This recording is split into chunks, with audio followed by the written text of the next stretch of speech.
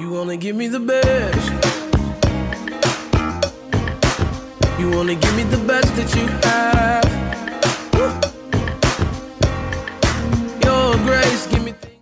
Bonjour à toi, je suis super heureux aujourd'hui de t'accueillir sur le podcast quotidien du lifestyle du jeune entrepreneur chrétien.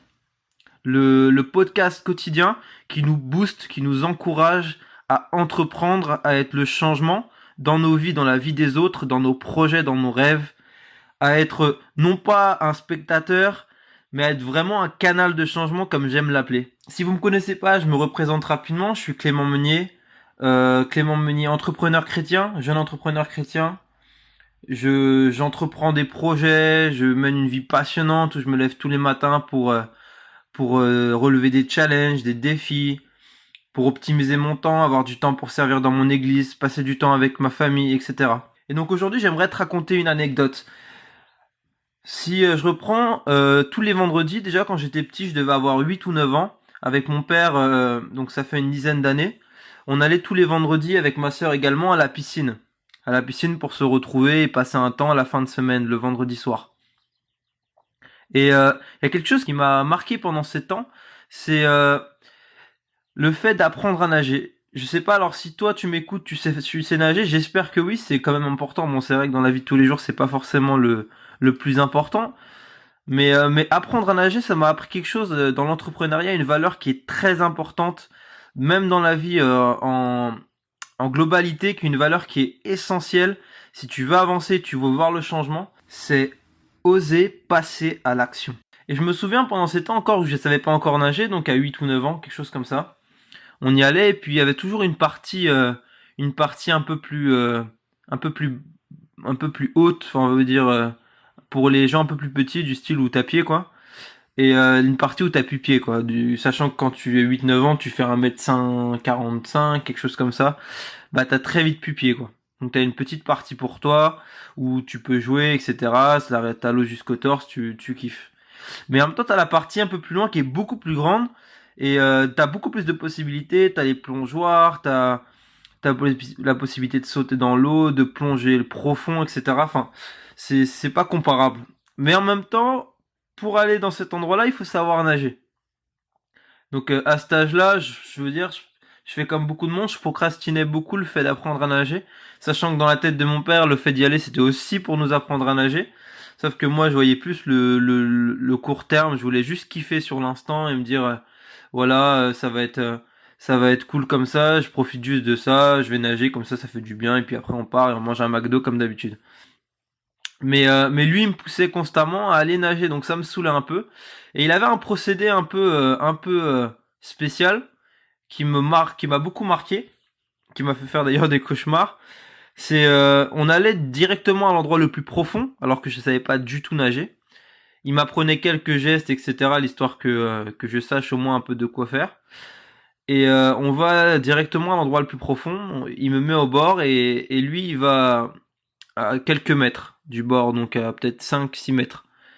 Donc assez loin. Et je suis au bord et il me dit, vas-y, tu sautes. Enfin, vas-y, tu lâches le bord et tu avances dans l'eau. Donc tu donnes un coup de pied sur le bord et puis tu te lances, quoi. Donc ce qui fait que si tu sais pas nager, t'as pas le choix, tu coules ou tu t'en sors. Et du coup là, je mettais beaucoup de temps à me lancer, j'étais là et puis ça me saoulait, moi. Je me disais non, on va faire du toboggan, etc. Enfin, moi je voulais un truc confortable, je voulais pas galérer, venir ici pour galérer et devoir me noyer ou je sais pas trop quoi. Et lui, je savais, au fond de moi, je savais qu'il allait pas me laisser me noyer, mais c'était quand même flippant pour moi. Donc là, on pouvait rester peut-être pas des heures, mais des minutes et des minutes, des dizaines de minutes avant que je me lance. Et finalement, je me lance, j'essayais même pas de nager, je me laissais couler et puis il me rattrapait et puis on recommençait. Et c'est bon, c'était pas vraiment agréable. Mais au fur et à mesure, j'ai appris à nager. J'ai appris à nager avec ces méthodes, petit à petit, j'ai appris à nager et finalement, une fois que tu sais nager, après, tu envies plus du tout ceux qui savent pas nager, c'est clair. C'est clair que quand tu as goûté au fait de savoir nager, d'avoir une certaine liberté, tu vas pas envier ceux qui sont bloqués par la hauteur de l'eau. Et ça apprend quelque chose d'important dans l'entrepreneuriat, c'est que souvent on se contente dans nos vies du petit accès, là où on a pied, là où on contrôle tout, là où on sait exactement où on est, et on profite de ça, sachant que ça peut être agréable souvent. Une situation toute réglée, scolarisée, mesurée au millimètre près, mais ce que j'apprends, c'est que c'est pas forcément la volonté de Dieu pour nos vies, et souvent, comme mon père faisait quand il nous emmène dans la vie, c'est souvent pour nous apprendre à nager, c'est souvent pour nous apprendre à devenir un acteur, devenir quelqu'un qui va impacter, quelqu'un qui va faire bouger les choses et influencer. Et finalement, ce que j'apprends, c'est que, bah, comme je l'ai vu dans ma vie, en fait, c'était dans les moments vraiment critiques que j'étais obligé d'apprendre à nager. Donc, quelque part, Dieu a fait exactement la même chose que mon père a fait. Il m'a mis au bord de la piscine, là où j'avais plus pied.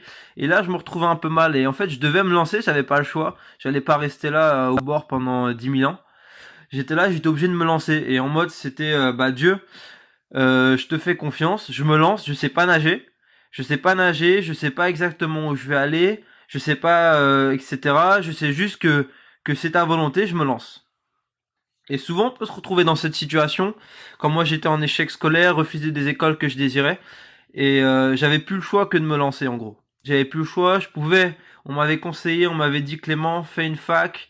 Clément, fais une fac de langue, fais une fac d'histoire ou je sais plus trop quoi, mais fais quelque chose. Faut que tu restes dans le système scolaire. Faut pas que tu sors de ça parce que c'est très difficile d'en revenir. En gros, c'était si tu veux pas gâcher ta vie, Clément, bah arrête pas les études. Arrête pas les études, même si t'as été refusé, tu retenteras l'année prochaine et avec un peu de chance, l'année prochaine, tu seras pris. Ok, c'est sage en soi, c'est sage et je recommande ces conseils parce que des fois on peut se lancer bêtement. Mais c'était pas la bonne chose pour moi et j'ai prêté attention à ces conseils, mais c'est vrai que ça me tentait pas trop. Je voulais quand même essayer autre chose et j'ai été poussé par Dieu à me lancer. Donc, si vous me connaissez pas, je suis graphiste, donc à me lancer dans la communication, le web marketing pour les organismes chrétiens et les églises. Et je me suis lancé sans savoir du tout où j'allais. J'ai même pas forcément fait d'études de marché, de business model, etc. Je me suis lancé en mode Dieu, tu fais, moi je me lance. Bah ça a apporté du fruit en fait.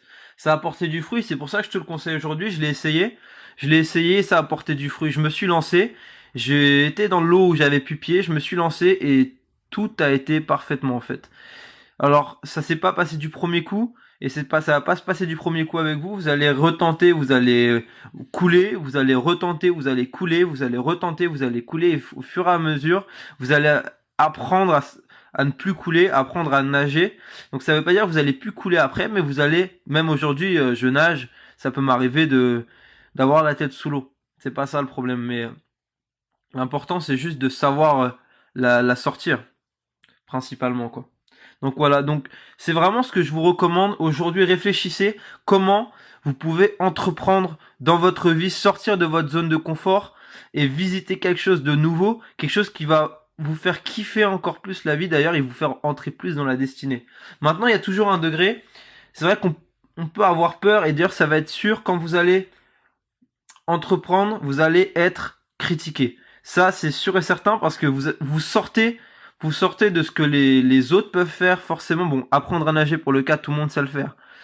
Mais vous allez sortir de votre confort, vous allez dans un endroit où le fait de couler, je veux dire, c'est pas stylé du tout.